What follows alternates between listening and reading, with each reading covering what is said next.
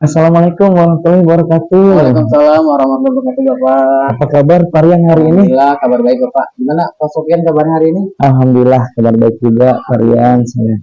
Jadi begini Parian, Ya, Bapak. hari ini kita akan melakukan percakapan namanya perobservasi.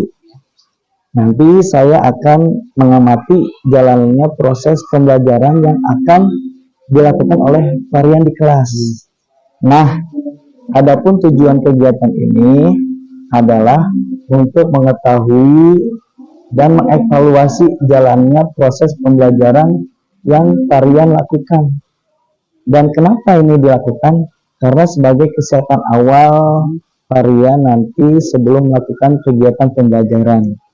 Jadi saya harapkan dengan adanya praobservasi ini nanti Bapak melakukan pembelajaran dengan lebih percaya diri dan lebih bagus lagi. Ada beberapa pertanyaan yang ingin saya tanyakan ke Parian. Pertanyaan pertama, nah kira-kira nih apa tujuan pembelajaran yang ingin dicapai pada saat Parian melakukan pembelajaran nanti? Baik Bapak, saya jawab Pak ya. Tujuannya itu yang pertama karena saya masih masuk di bab tentang elemen Al-Quran hadis, yaitu tujuannya adalah meningkatkan kemampuan membaca sendiri. Itu surat Anas Pak. Ya, lebih ke meningkatkan bacaannya gitu Pak di kelas 2 ini. Oh gitu. Kemudian nih, kira-kira strategi apa yang akan Parian gunakan saat pembelajaran nanti? Untuk strateginya Pak, karena sebelumnya yang wawancara sebelumnya saya sulit mengelola kelas Pak ya, mengelola kelas. Saya untuk strateginya yang pertama untuk meningkatkan baca Al-Quran ini saya menggunakan pendekatan PBL, problem based learning, yang mana nanti saya akan observasi terlebih dahulu kekurangan siswa saya seperti apa, kemudian baru nanti akan dituntaskan. Kemudian juga untuk karena kemarin terkendala sulit untuk mengolah kelas, nah sebelum pelajaran saya menggunakan strateginya adanya SBTing terlebih dahulu. SBTing dulu ya sebelum pelajaran. SBTing dan PBL. Oke. Baik Parian, saya pertanyaan berikutnya nih. Ya, silakan.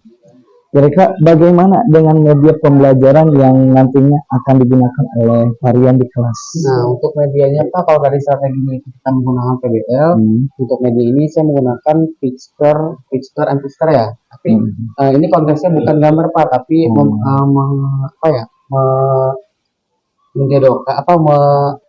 menggabungkan kata per kata yang kemudian disusun oleh peserta didik kemudian jadi sebuah ayat. Yang dimana kan kita melatih untuk anak-anak bisa membaca di ayat tersebut. Oh gitu. Baik Parian, ini pertanyaan terakhir nih. Iya, sama. Kira-kira kapan nih akan dilaksanakan pembelajaran tersebut? Insya Allah Pak untuk strategi ini saya akan mulai pada hari ini Pak. Hari ini? Iya hari ini. Insya Allah nanti sekitar jam 1 di mata pelajaran di jam terakhir. Di jam terakhir. Ya. Oke, baik berarti di setelah zuhur nanti ya jam terakhir ya. Mohon izin Parian, saya nanti akan ikut di kelas nih. Silakan Bapak. Ya, akan melihat, kemudian akan mengamati hal-hal dalam pembelajaran Parian nanti di kelas. Boleh Pak. Dan nanti setelah selesai Parian melaksanakan pembelajaran, insya Allah kita akan berdiskusi kembali lagi ya Parian ya.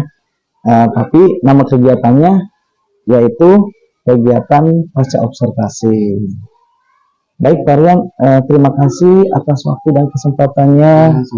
Mudah-mudahan pembelajaran yang akan disampaikan nanti dapat terlaksana dengan baik dan lancar. Baik Parian, terima kasih. Sama-sama, terima kasih supportnya. Bismillahirrahmanirrahim. Assalamualaikum warahmatullahi wabarakatuh.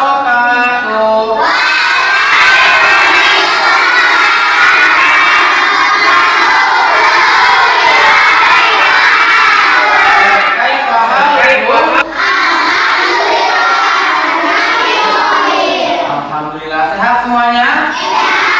Selamat semuanya. Sebelum kita melanjutkan ke pembelajaran selanjutnya, Parian akan absen terlebih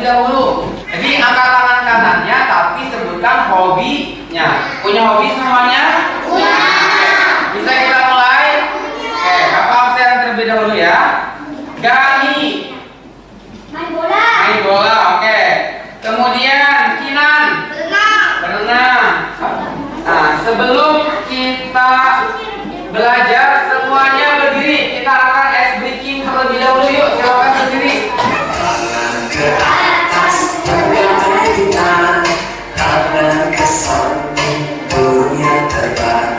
Nanti baca doanya, doa Al-Fatihah, kemudian dilanjut dengan doa sebelum belajar. Silakan bikin doanya. Yang besar suaranya. Siap. Berdoa. Mulai.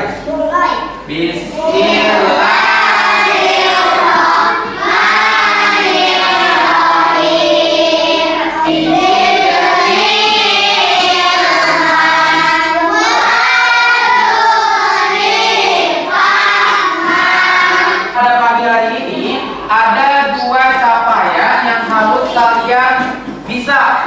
Pertama, anak kelas 2 harus bisa membaca surat Anas.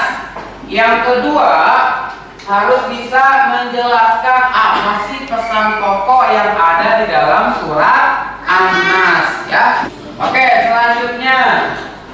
Nah, ini ada namanya asesmen diagnostik non kognitif. Bawa alat tulis semuanya? Alat tulisnya? Oke ya. Nah, nanti di sini gimana cara pengisiannya? Di sini ada namanya nama panggil ya. Isinya nama panggil. Kemudian cita-citanya tulis di sini. Cita-citanya apa? Tadi kan ada yang mau jadi tadi hobinya ada yang main futsal, berarti cita-citanya misalnya mau jadi pemain bola, boleh. Oh, jadi untuk warnanya tulis nama warnanya saja, nggak usah diwarnai pensilnya ya. Apa, Boza? Nanti aku itunya mau tujuh tahun. Iya, berarti tulis di sini nanti tulis sholat. Sudah? Oke. Nah, siapa ini? Selanjutnya, masih ingat gak surat apa yang menjelaskan tentang waktu subuh? Apa? Siapa? Kanan. Siapa? Apa? Al-Falaq, benar. Al-Falaq, Kirna. Al-Falaq ini artinya waktu subuh. Nah, Al-Falaq ini diturunkan di kota mana ya? Mekah. Pernah lihat, pernah ke Mekah gak? Pernah nonton di TV. Nah, kemudian di Mekah itu ada satu bangunan, apa bangunannya? Ada Ka'bah. Pintar, pernah lihat Ka'bah?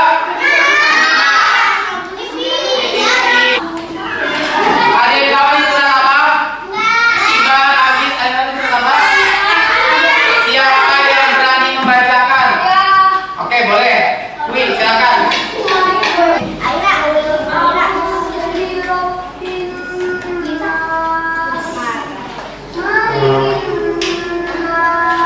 Sekarang klasikal satu dulu, dengarkan sini semuanya ke depan. Jangan ikuti ya, dengarkan dulu saja. A'udzu billahi minasyaitonir rajim. Bismillahirrahmanirrahim.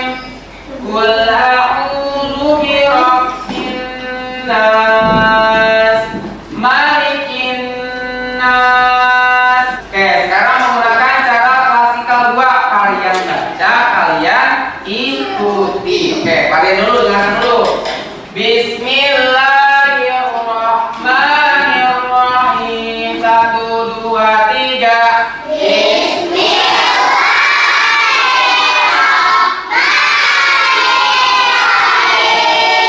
Qul a'udzu birabbin nas.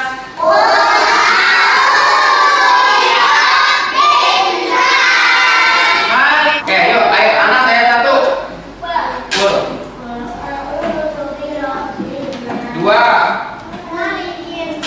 3, 4, 5, 6, 1. Qul. 2, 3, Nah, di sini Pak Ren akan menjelaskan ada apa sih, pesan apa ya, Kinan ya, Kinan Lesti Kinan, jangan ngobrol ya. Surat Anas ini termasuk ke dalam surat Al-Mu'awwizatain. Al-Mu'awwizatan itu surat perlindungan. Pertama surat Al-Falaq. Al-Falaq itu perintah Allah supaya kita membaca surat Al-Falaq. Supaya apa? Supaya terhindar dari sihir. Ya, manusia itu contohnya mengajak kita untuk mencuri, mencontek saat ulangan, tidak sholat, males sholat, apalagi tidak ngaji, apalagi tidak taat aturan atau perlindungan menurut surat Anas. Yang pertama, kejahatan yang berasal dari bisikan setan. Tadi contohnya sudah disebutkan sama kalian semua ya. Nah, kapan sih boleh dibaca surat Anas itu? Pertama, ketika sholat setelah membaca surat Al-Fatihah. Ketika kita sholat 5 waktu, kan baca Al-Fatihah tuh. Nah, setelah itu boleh baca surat pendek atau surat Anas. Kayak di sini kalian punya gambar. Kira-kira ini maksudnya apa ya? Iya, kenapa? Apa hubungannya gambar ini sama surat Anas? Ini ada ibu-ibu gerombolan ibu pergi. Kira-kira apa nih yang apa? Selamat dari perjalanan gara-gara baca surat Anas. Apalagi yang dua nih. Siapa nih? Anas ada bocil lagi tidur. Kira-kira yang kedua ini yang tengah apa ini? Agar terhindar dari bisikan setan disunahkan membaca surat Anas. Paham itu? Sampai sini paham? Paham, oke. Nah, kita bagi kelompok ya. Kelompok 1 itu ada Bani, Kinan, Kiandra. Sudah, kelompok 1. Kelompok 2, kelompok 3. Oke, nah silakan ketua kelompoknya maju ke depan. Di soalnya kalian diskusikan bersama kelompoknya. Dan nanti perwakilan dari kalian mempresentasikan hasil diskusinya. Nah, silakan amplopnya dibuka bersama dengan kelompoknya. Lihat dibuka. Dan soalnya didiskusikan ya.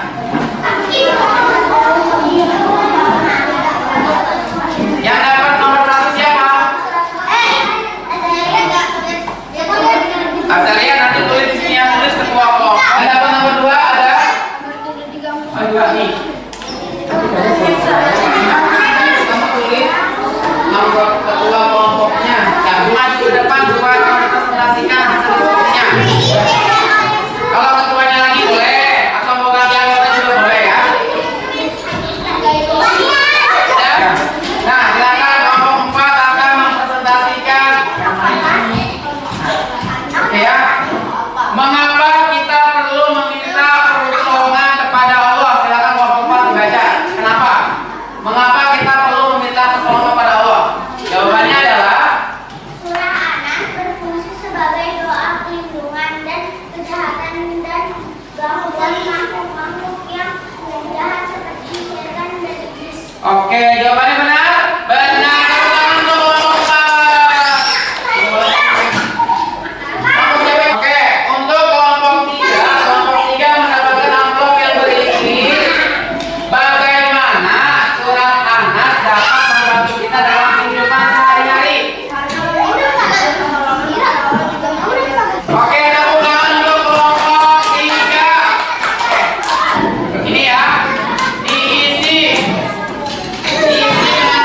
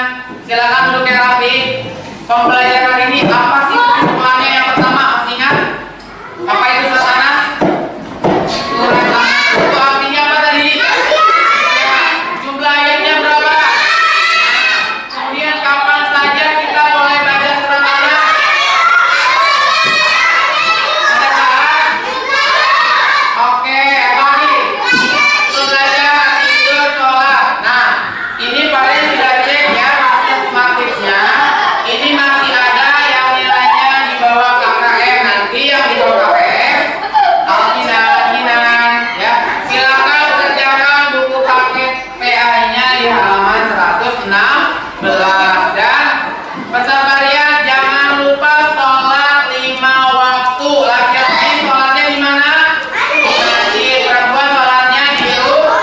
Nah, oke. Sampai ketemu lagi minggu depan 116 ya. Sampai ketemu lagi minggu depan. Kita tutup pembelajaran pada pagi hari ini dengan mengucapkan Alhamdulillahirabbil alamin. Dan doa kafaratul majlis, duduk dulu ya, baca dulu. Subhanakallahumma wa bihamdika asyhadu an la ilaha illa anta astaghfiruka wa atubu ilaik. Terima kasih. Wassalamualaikum warahmatullahi wabarakatuh.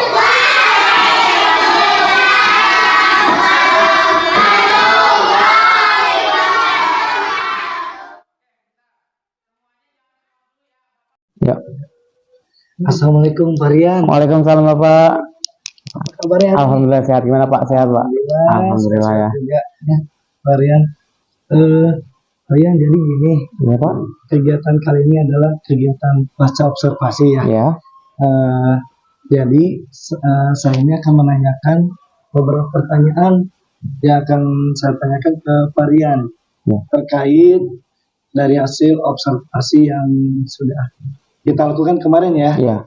Namun untuk tujuan evaluasi yang sudah Varian lakukan. Baik, pertanyaan pertama nih Varian, Iya.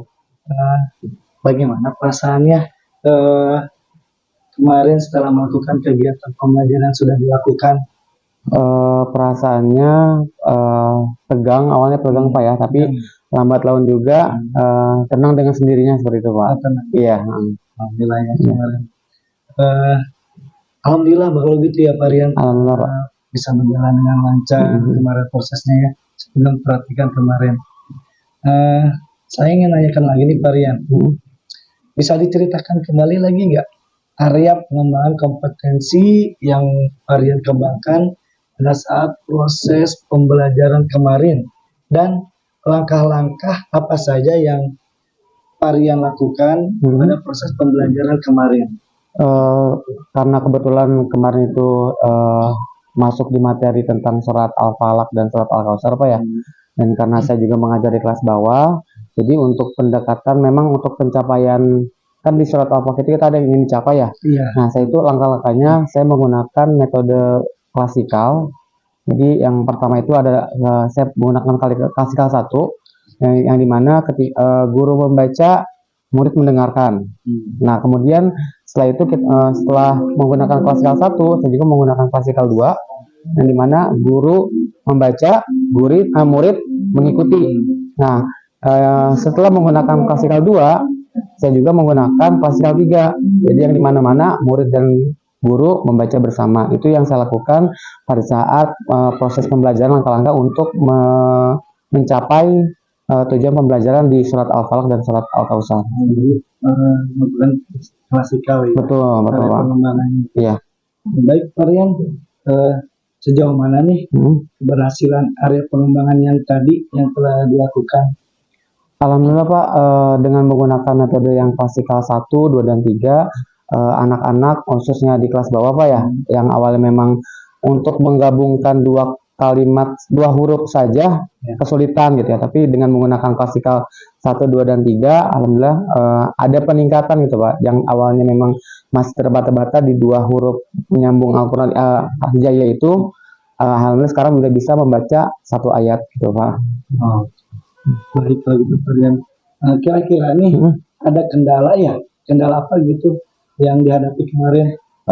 Kendalanya ini Pak, apa namanya? Karena mengajar kelas bawah gitu Pak ya. Jadi kita harus menarik mereka terlebih dahulu gitu Pak. Jadi harus apa ya? Kira-kira dengan sebelum pembelajaran harus ada ice breaking dulu, kemudian harus ada lebih kayak umpan balik dulu gitu ya ke mereka. Jadi bikin mereka nyaman dulu. Itu yang PR-nya sih agak susahnya ya. Karena kan berbeda-beda juga Pak ya, karakternya juga berbeda-beda. Kemudian jiwanya masih anak-anak juga, jadi saya harus masuk ke dunia mereka dulu. Ketika sudah masuk, baru bisa kita mulai pembelajaran. Lebih ke pendekatannya agak susah kemarin tuh Pak. dalam pengkondisian. Pengkondisian anak-anaknya Pak. Baik, varian. Lalu setelah varian mengetahui kendala atau permasalahan yang tadi dihadapi, eh, apa langkah berikutnya nih yang akan Bapak lakukan?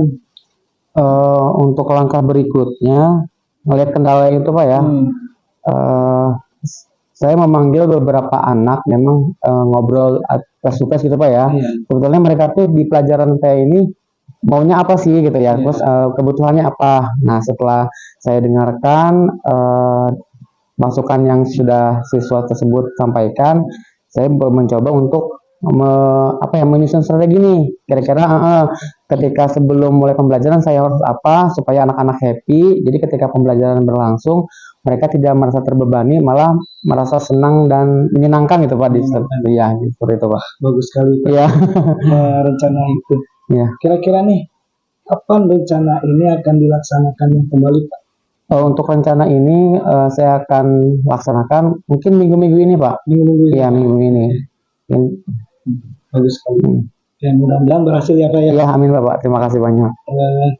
Berikutnya Pak, apa nih komitmennya Bapak terhadap rencana Bapak tadi? Komitmen saya yang pertama itu selalu memperhatikan dan segera menanggapi anak yang sedang menghadapi masalah tersebut gitu ya.